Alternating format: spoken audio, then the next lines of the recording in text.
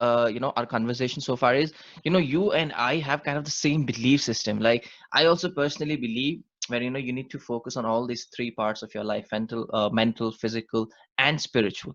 Now, once all of these three are in balance, right, you feel that, everything around you is for a cause, and you are also living your life to the fullest. You're contributing to the society.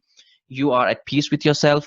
Now, for people who want to have a good work life balance, or make sure they are in touch with the infinite wisdom, whatever they want to call it, right, how Sure. can they manage all these three together? Any tips that you think that could help them Yeah. manage these? First, you segment your day, and without three, you have to start with two. You break your day into skill and will.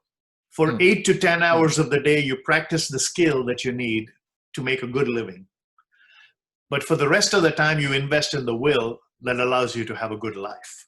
There's a difference between standard of living and quality of life. Yeah. When you focus on quality of life, standard of living always improves. If you only focus on standard of living, quality of life never goes up. I've met people who are very, very wealthy, but they're lonely and broken. Hmm. Their relationships struggle, their children have wandered, there is disease, there is doubt, there is despondence. So invest mutually in the skill and will. I have a formula for this. I call it GLOW, GLOW. And this is something I've learned over a period of time. And I tell you, if you glow, if you follow the formula, you'll have that complete work-life balance. Give more than you have. The G stands for give more than you have. So when this pandemic started, a couple of people called me from India, said we're locked up. At least in the US, you're allowed to walk around a little bit. We go for our morning walk. We're in shutdown. Our offices are closed. But how do you give more than you have? I said, can you get to your compound wall of your apartment? They said, yeah. I said, are you allowed to get some supplies into your house? They said, yeah. I said, do you have a migrant crisis that's going by your house, which means people are walking by your house trying to get somewhere? They said, yeah. I said, reach out over your compound wall if you can and hand out bottles of water and packets of glucose biscuits. Start small. Give more than you have. Yeah. Don't give because you have to. Don't give because you're able to. Just give more than you have. This is Mother Teresa. When Mother Teresa picked up the people from the streets of Calcutta, she writes in her Nobel Prize winning speech, she talked about a man she picked up whose body was riddled with maggots. The face was the only part that was not covered with maggots. He had been lying on the streets, body was stuck to the asphalt. But he said to her as he passed away that evening, he says, I have lived the life of a dog, but I'm going to die looking into the eyes of an angel.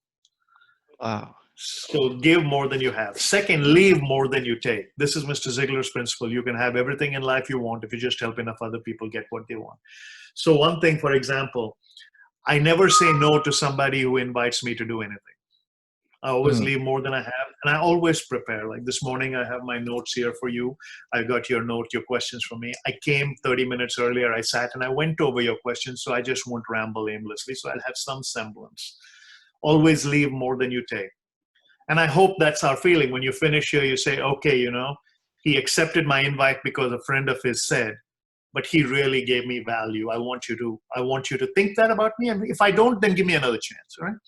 So first, give more than you have, leave more than you take. Third, very important, offer praise to the inner circle. The O stands for make sure you're applauding those on whose shoulders you have stood. So I call my father every day. When I was 7, my dad found out I had a sense of humor. He said, son, we're living a life of quiet desperation. Promise me you'll always make me laugh. And so every day I try to make my dad laugh at least once. I call him every day. My mom passed away a couple of years ago. So day before yesterday, I sent him a little thing I put on LinkedIn saying, your mind is a terrible thing to waste and your waste is a terrible thing to mind. That's So my crazy. dad said, I showed it to all my friends in the retirement community. So offer praise to the inner circle. Reach out to your parents, your siblings. Better yet, John Maxwell calls this the law of the inner circle. Every week, I send at least 15 texts to people in my Rolodex, people who have just this is not even my inner circle, but 15 people every week. I just send, hey, thinking about you, praying for you, hope all is well, blessings. I don't ask for anything. I don't expect anything. Invariably, one of them will call back and say, thanks for praying about me. I'm going through a tough time. Can you talk? Fine. So that's the outside. But the concept of always praising those on whose shoulders you stand is built in this premise. If you take care of the ripples in your life, the tsunamis will take care of themselves. Yeah, very true. Perfect the ripples, perfect what you can see. Don't worry about that. And it's another principle. Yeah, you go as far as you can see. When you get there, you can see further.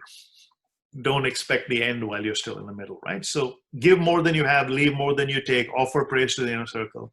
And the W stands for understand whose applause matters.